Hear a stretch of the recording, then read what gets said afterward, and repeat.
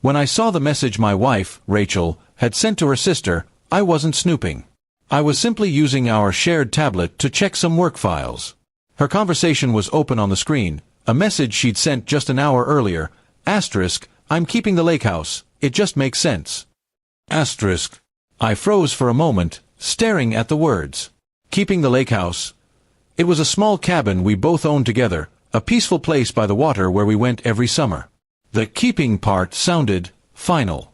As if a decision had been made, one I hadn't been part of.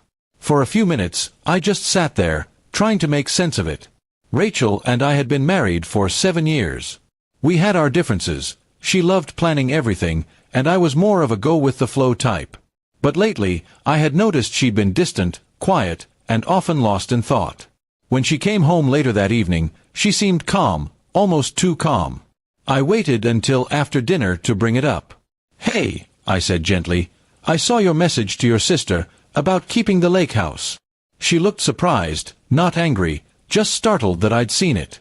"Oh," she said after a pause. "You saw that?"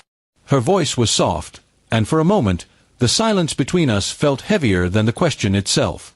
"Yeah," I said quietly. "I did." "What did you mean by that?" She sighed, pulling out a chair and sitting down. "It's not what it sounds like," she said. "I wasn't talking about keeping it from you. I was talking about keeping it for us." I frowned, confused. "Then why did it sound like a decision?"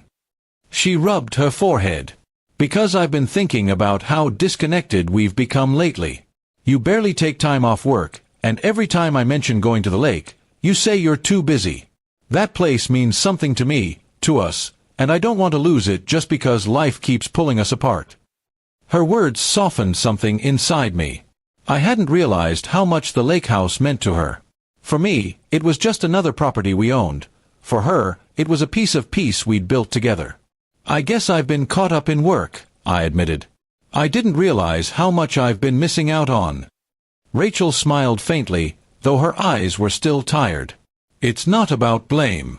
I just want to hold on to something that reminds me of when we were happy, when things were simple." That night, I couldn't sleep. I kept thinking about our weekends by the lake, how she used to paint on the porch while I fished by the dock, the way the sunsets would turn the water gold. Somewhere along the way, we had traded those moments for deadlines and late emails. The next morning, I woke up early and made coffee for both of us. When she walked into the kitchen, I said, "Let's go to the lake this weekend." Her eyes widened. "Really?" I nodded. "Yeah." No work, no calls. Just us. When we arrived that weekend, the cabin was dusty but still familiar. The quiet hum of the lake greeted us like an old friend. Rachel smiled for the first time in weeks as she opened the windows and let the fresh air in. I watched her move around the house, and it hit me, this wasn't just a place. It was a reminder of the version of us we had almost forgotten. We spent the whole weekend talking, cooking, and walking by the water. There were no arguments, no distractions, just two people remembering why they had fallen in love in the first place. On the last night, as the stars shimmered above the lake, she leaned on my shoulder and whispered, "I'm glad you came back here with me." I looked at her and smiled. "I'm glad you never gave up on this place." She smiled back, "I didn't just mean the lake." That moment said more than words could. We both realized that keeping the lake house wasn't about ownership, it was about holding on to something worth saving. It wasn't the walls or the water that mattered. It was what they represented, time, love, and the quiet effort to keep something alive even when it starts to fade. In the end, Rachel was right. Keeping the lake house did make sense. But not because it was a house. It was because it had become a symbol of us finding our way back home.